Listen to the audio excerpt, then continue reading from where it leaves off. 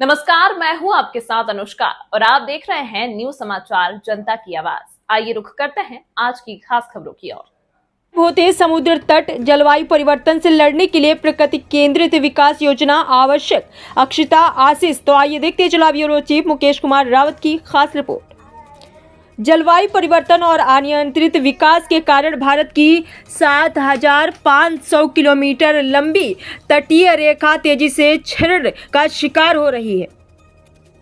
National centre of coastal research (NCCR) की report के मुताबिक देश की लगभग 34% कोस्टलाइन यानी 2,600 किलोमीटर क्षेत्र में तटों का कटाव हो रहा है। इसका असर न केवल पर्यावरण पर पड़ रहा है बल्कि पर्यटन, मत्स्य उद्योग और स्थानीय समुदायों की आजीविका भी खतरे में है। बीचों का सिकुड़ना खतरे की घंटे।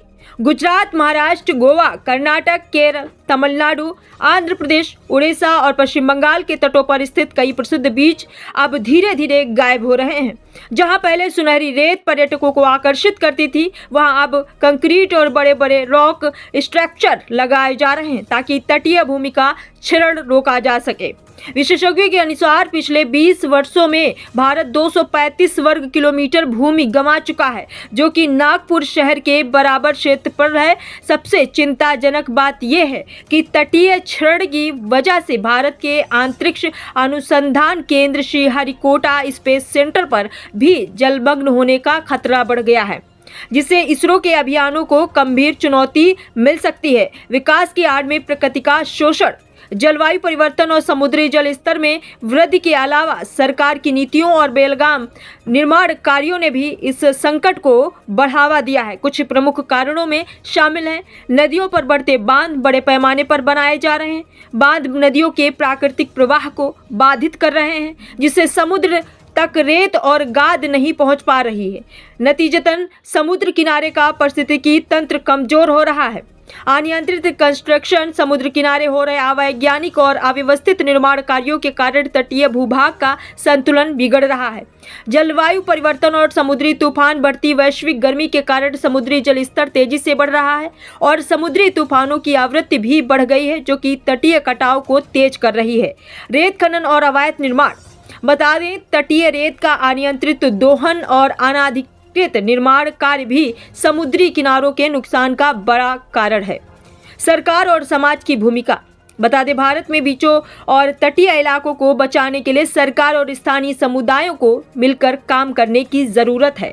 विशेषज्ञों का मानना है कि तटीय संरक्षण के लिए सस्टेनेबल कोस्टल मैनेजमेंट प्लान की जरूरत है, जिसमें निम्नलिखित उपाय किए जा सकते हैं। मैंग्रोव और समुद्री घास का संरक्षण। ये प्राकृतिक अवरोध समुद्री कटाव को कम करने में मदद करते हैं। Regulated construction zone. समुद्र किनारे अनियंत्रित निर्माण पर सख्ती से रोक लगानी होगी।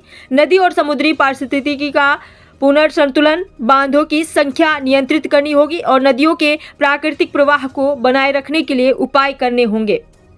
स्थानीय समुदायों की भागीदारी। मछुआरों और तटीय क्षेत्रों के निवासी इस संकट से सीधे प्रभावित हो रहे हैं। उनके सुझावों को शामिल कर नीतियां बनाई जानी चाहिए। यदि तटीय क्षरण को रोकने के लिए ठोस कदम नहीं उठाए गए तो वो दिन दूर नहीं जब बीचों पर टहलना इतिहास बन जाएगा। समुद्री कटाव से न केवल पर्यटन और आजीविका पर असर पड़ेगा बल्कि भारत की राष्ट्रीय सुरक्षा, जैव विविधता और वैज्ञानिक शोध केंद्रों के लिए भी गंभीर खतरा उत्पन्न हो सकता है।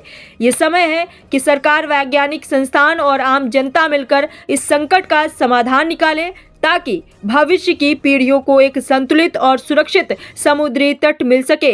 अक्षिता आशीष, महासचिव, मानव सेवा संगठन।